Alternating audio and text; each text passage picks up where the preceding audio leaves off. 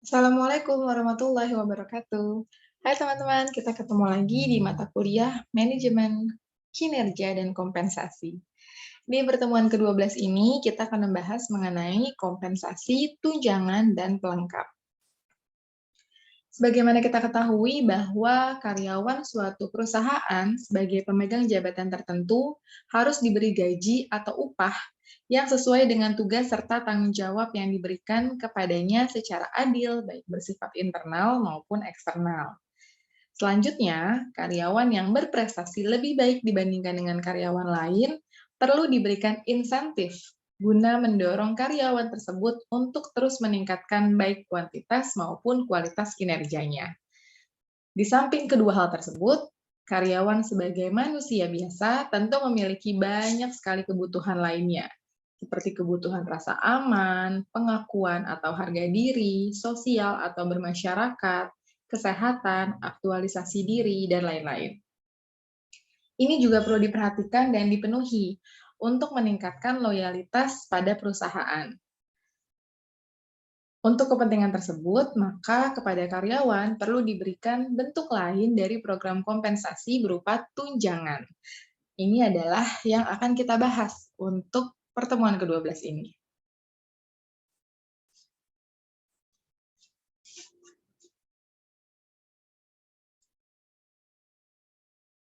Simamora mengemukakan tunjangan karyawan adalah pembayaran-pembayaran dan jasa-jasa yang melindungi dan melengkapi gaji pokok dan perusahaan membayar semua atau sebagian dari tunjangan ini.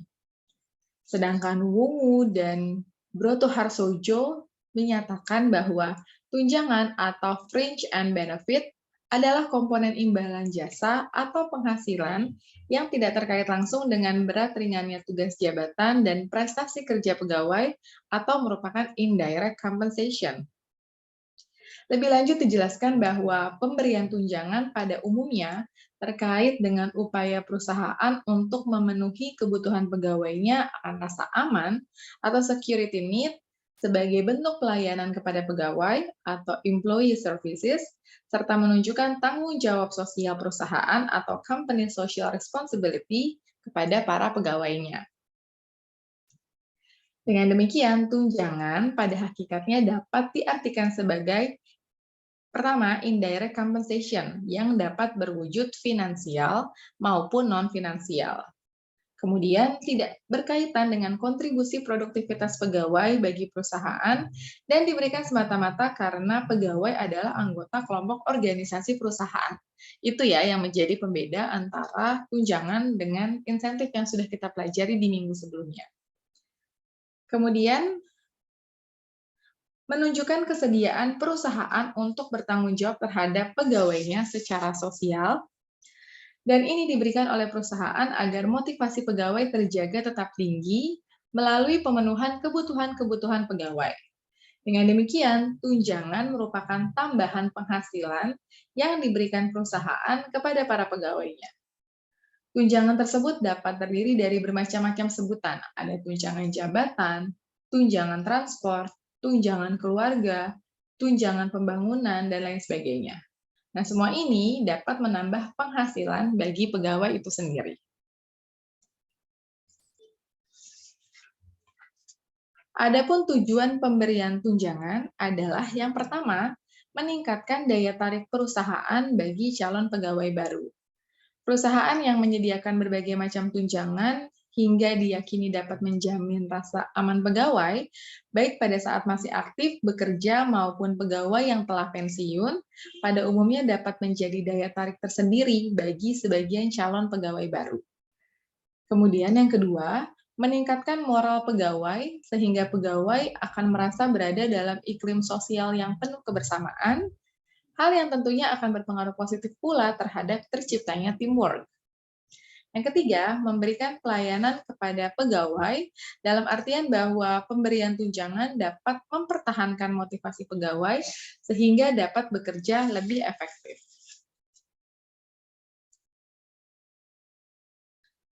Dijelaskan bahwa untuk mendesain paket tunjangan yang efektif, perusahaan perlu merangkaikan strategi tunjangan dengan keseluruhan strategi kompensasinya. Strategi tunjangan membutuhkan pengambilan keputusan dalam 3 bidang, yaitu bauran tunjangan, jumlah tunjangan, dan fleksibilitas tunjangan. Ketiga keputusan ini merupakan blueprint dalam desain paket tunjangan. Yang pertama adalah bauran tunjangan. Ini disebut juga dengan benefit mix, adalah paket lengkap dari tunjangan yang dipilih oleh perusahaan untuk ditawarkan kepada kalangan karyawannya.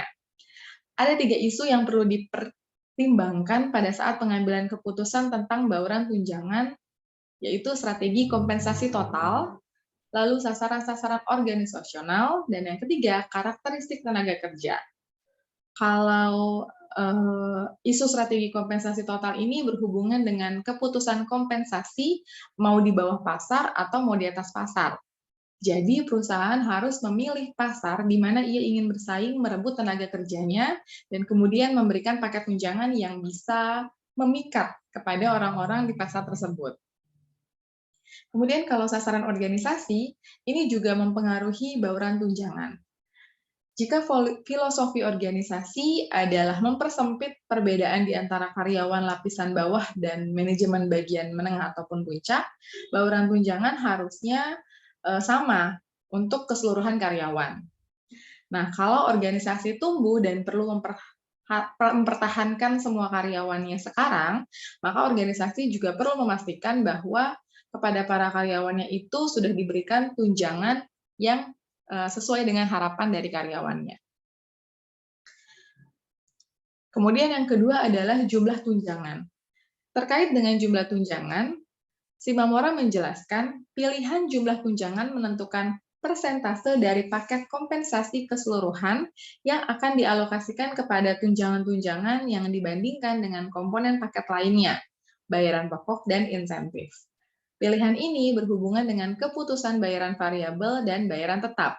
Manakala manajemen telah memutuskan jumlah dana yang tersedia untuk semua tunjangan, manajemen dapat menyusun anggaran tunjangan dan memutuskan tingkat pendanaan untuk setiap bagian program tunjangan. Manajemen kemudian ingin mengetahui bagaimana mereka dapat mengkontribusikan untuk setiap tunjangan tersebut. Kemudian yang ketiga tadi adalah fleksibilitas tunjangan. Ini dijelaskan bahwa pilihan fleksibilitas tunjangan berkenaan dengan kadar keleluasaan yang diberikan oleh organisasi kepada para karyawan untuk menyesuaikan paket tunjangan dengan kebutuhan pribadi mereka. Contohnya, contoh yang diberikan oleh Shimamura adalah perancangan program tunjangan yang menjawab kebutuhan karyawan tidaklah memudahkan pada saat terdapat banyak perbedaan dalam tenaga kerja. Di samping pengorbanan dasar atau disebut basic trade-off antara gaji dan tunjangan, karyawan yang lebih muda mungkin lebih tertarik pada liburan yang lebih panjang dan lebih banyak hari besar. Sedangkan karyawan yang lebih senior mungkin lebih menggemari tunjangan pensiun yang lebih tinggi. Nah, perencanaan program tunjangan untuk karyawan rata-rata menjadi sulit karena adanya perbedaan dari hal tersebut.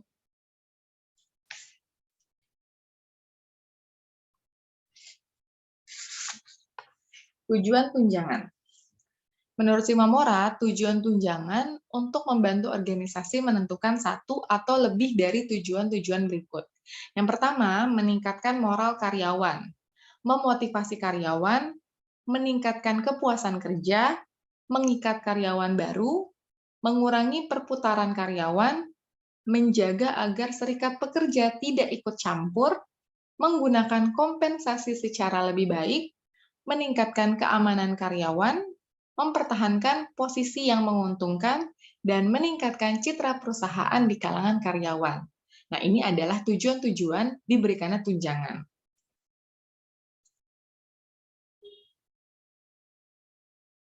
Meskipun banyak terdapat pengaruh baik dalam maupun dari luar organisasi, program tunjangan karyawan idealnya haruslah memberikan kombinasi optimal atau bauran dari tunjangan. Dalam menentukan kombinasi tunjangan yang optimal, ini adalah langkah-langkah yang perlu diikuti. Yang pertama, mengumpulkan data biaya dasar dari semua item tunjangan, kemudian perlu melakukan penilaian seperti seberapa banyak dana yang tersedia guna menutupi semua biaya tunjangan untuk periode mendatang, Lalu yang ketiga, menentukan nilai preferensi kepada setiap item tunjangan, memakai beberapa tipe skala numerik tertimbang yang memasukkan persyaratan legal, preferensi karyawan, dan juga preferensi manajemen. Langkah yang keempat, memutuskan bagaimana kombinasi optimal dari berbagai tunjangan. Orang yang membuat keputusan secermat mungkin akan mempertimbangkan berbagai item tunjangan, preferensi relatif yang diperlihatkan oleh manajemen dan para karyawan. Kemudian perkiraan biaya-biaya setiap itemnya dan juga total jumlah dana yang tersedia untuk keseluruhan paket tunjangan.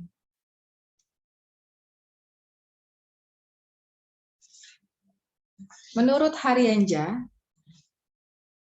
tujuan pemberian tunjangan adalah untuk membantu pegawai memenuhi kebutuhannya di luar kebutuhan rasa adil, kebutuhan fisik dalam upaya meningkatkan komitmen pegawai kepada organisasi, kemudian meningkatkan produktivitas, mengurangi perputaran kerja, dan mengurangi gangguan unjuk rasa sebagai faktor yang sangat penting dalam usaha meningkatkan efektivitas organisasi. Dijelaskan bahwa program kompensasi ini meskipun sangat besar biayanya, yang dapat melebihi biaya gaji dan upah bahkan, tapi sangat luas diterapkan dalam berbagai organisasi perusahaan.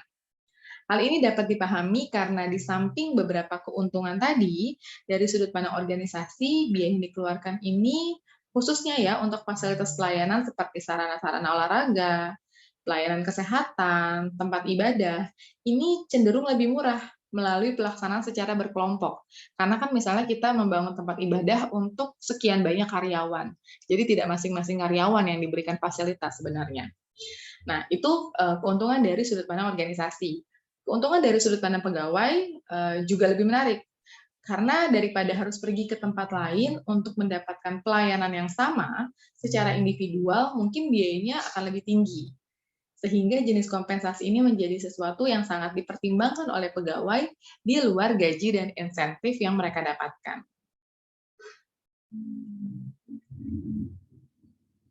Contohnya sebuah organisasi memberikan gaji yang lumayan besar dibandingkan perusahaan lain. Tapi perusahaan tersebut tidak menyediakan pelayanan kesehatan, tidak menyediakan fasilitas transportasi, dan lain-lain.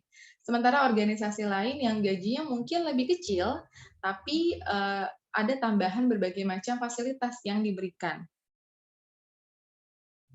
yang mengakibatkan jumlah uang yang dibawa atau take home pay-nya sebenarnya kalau dikalkulasikan akan lebih besar dibandingkan dengan perusahaan yang memberikan gaji lebih besar tadi.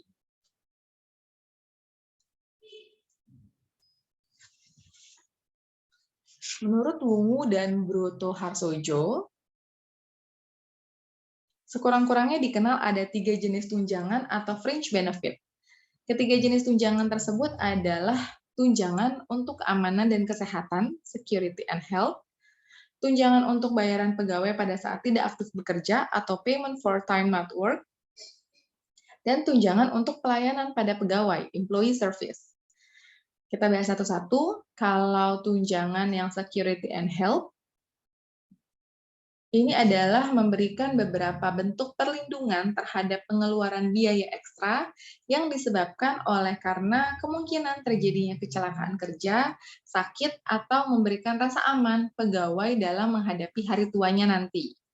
Yang termasuk dalam tunjangan ini adalah tunjangan pangan, tunjangan keluarga, tunjangan asuransi jiwa, tunjangan kecelakaan kerja, tunjangan kesehatan, dan tunjangan pensiun. Mengenai macam tunjangan tersebut, ini tidak ada keseragaman ya antara instansi pemerintah misalnya, atau swasta, atau karyawan BUMN. Kemudian kalau yang B tadi payment for time not work, ini adalah untuk memberikan perlindungan bagi pegawai yang kehilangan penghasilan pada saat tidak dapat bekerja atau sakit. Selain itu juga untuk memenuhi tuntutan akan waktu santai bagi pegawai dengan memberikan waktu libur atau cuti yang lebih panjang.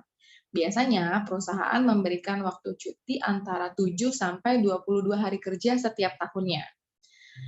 Yang termasuk dalam jenis tunjangan ini adalah cuti tahunan pegawai, libur hari besar, cuti sakit, atau cuti karena alasan penting. Lalu yang ketiga, employee service. yaitu perusahaan memberikan beraneka ragam fasilitas, barang, dan pelayanan jasa guna meningkatkan standar kehidupan pegawai. Yang termasuk di dalam tunjangan ini adalah penyediaan kantin, kemudian transportasi dari dan ke kantor, kemudian pakaian dinas dan pakaian kerja, fasilitas perumahan dinas, fasilitas kantor dan peralatan kerjanya, kemudian juga fasilitas olahraga dan rekreatif, serta yang sejenisnya. Nah, kemudian tadi untuk di poin pertama, tunjangan security and health, ada tunjangan keluarga. Ini adalah syarat-syarat yang dapat dibayarkan tunjangan keluarga menurut Peraturan Pemerintah Nomor 23 Tahun 1997 Pasal 10 tentang ketentuan pokok penggajian pegawai BUMN. Yang pertama, sudah beristri atau bersuami.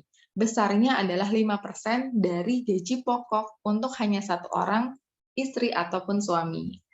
Yang kedua, mempunyai anak yang masih menjadi tanggungan, yaitu yang berada di bawah umur 18 tahun. Besarannya 2% dari gaji pokok untuk setiap anak. Yang ketiga, kalau keduanya suami istri tersebut pegawai negeri, maka tunjangan keluarga diberikan kepada pegawai yang mempunyai gaji pokok tertinggi. Yang keempat, mempunyai anak angkat sebesar 2% dari gaji pokok untuk hanya satu anak angkat.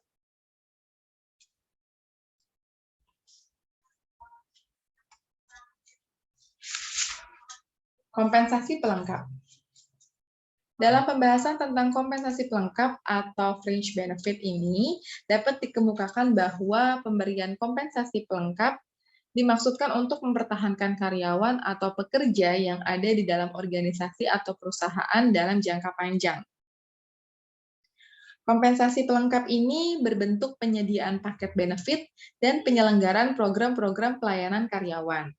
Benefit dan pelayanan-pelayanan tersebut merupakan kompensasi tidak langsung atau indirect compensation, karena biasanya diperlukan sebagai upaya penciptaan kondisi dan lingkungan kerja yang menyenangkan, dan tidak secara langsung berkaitan dengan prestasi kerja.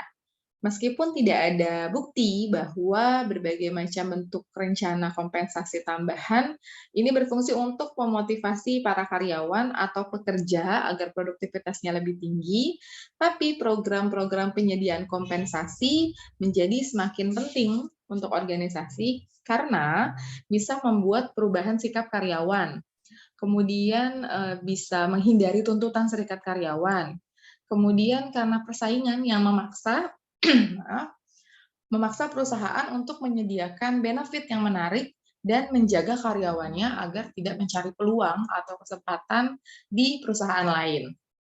Dan ini juga untuk mengakomodir persyaratan-persyaratan yang ditetapkan oleh pemerintah, kemudian untuk menjawab tuntutan kenaikan biaya hidup.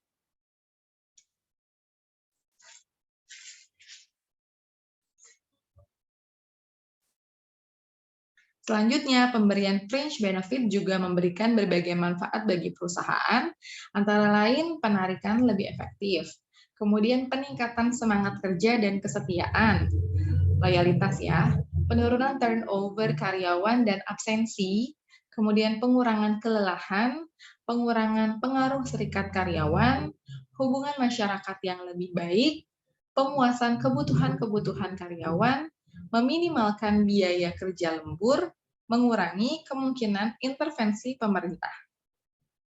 Berbagai manfaat tersebut hampir tidak mungkin diukur, karena investasi dalam sumber daya manusia memang sebenarnya tidak dapat diukur keuntungannya dalam bentuk rupiah, tetapi bisa diamati dan dirasakan melalui pencapaian tujuan organisasi.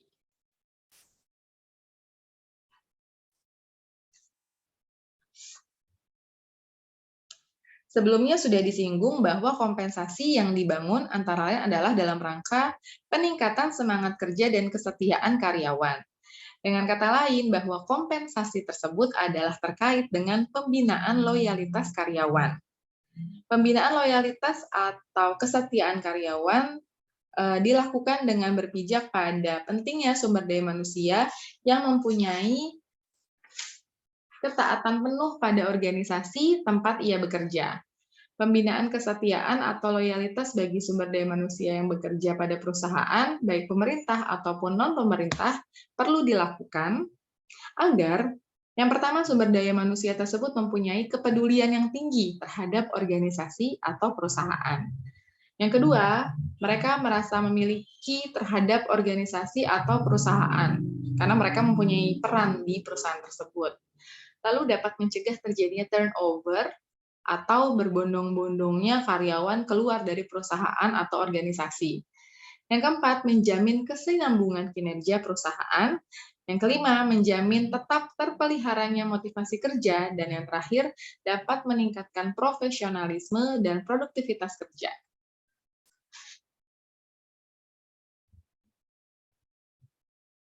Time of benefit. Dijelaskan bahwa terkait dengan time of benefit dikemukakan bahwa periode-periode waktu di mana karyawan tidak bekerja, tetapi tetap dibayar oleh perusahaan. Ini adalah hasil dari time of benefit. Berbagai bentuk waktu tidak bekerja, yaitu karyawan tetap menerima pembayaran upah, mencakup hal-hal berikut. Yang pertama, istirahat on the job. Banyak bentuk umum time of benefit dijumpai pada pekerjaan. Ini meliputi periode istirahat, periode makan, periode waktu cuci atau membersihkan diri, atau ganti pakaian. Nah, dengan penyediaan waktu istirahat dalam pelaksanaan pekerjaan, produktivitasnya dapat meningkat. Masalah utama bagi para manajer itu kecenderungan para karyawannya memperpanjang periode waktu tidak bekerjanya. Jadi istirahatnya dimolor-molorin, balik ke kantornya jadi terlambat. Nah, hal-hal seperti itu yang menjadi concern dari para manajer. Kemudian yang kedua adalah hari-hari sakit. Absen dari pekerjaan itu susah ya untuk dihindari. Nah, dalam kenyataannya, hampir semua perusahaan tetap mau membayar para karyawannya apabila mereka absen karena alasan kesehatan, dengan pembatasan maksimum jumlah hari sakit per tahun. Nah, untuk menghindari penyalahgunaan ketentuan hari sakit, biasanya perusahaan mengharuskan karyawan untuk menunjukkan bukti sakit dari dokter ataupun rumah sakit. Yang ketiga, liburan dan cuti. Perusahaan biasanya mengikuti hari-hari libur resmi dalam memberikan liburan bagi para karyawannya. Nah, dalam hal ini perusahaan perlu memperhatikan kecenderungan para karyawan untuk memperpanjang hari liburnya dengan menambah hari libur sebelum dan sesudah liburan, terutama untuk hari kerja yang berada di tengah-tengah antara 2 hari libur atau kita sebut dengan hari kejepit. Nah, di samping itu, kebijaksanaan dari personalia perusahaan juga sering memberikan periode cuti selama batas waktu tertentu. Yang keempat, alasan-alasan lain. Kesempatan tidak masuk kerja juga sering diberikan untuk alasan-alasan lain yang ditentukan dengan kebijaksanaan dari perusahaan. Alasan-alasan tersebut biasanya, contohnya ya, kehamilan, kecelakaan sakit yang berkepanjangan, atau upacara pemakaman. Nah, materi mengenai time of benefit tadi menutup materi kita untuk pertemuan ke-12 ini. Untuk teman-teman yang sudah mendengarkan video ini, semoga bermanfaat, membantu teman-teman dalam memahami materi yang disampaikan di pertemuan ke-12 ini. Terima kasih. Assalamualaikum warahmatullahi wabarakatuh.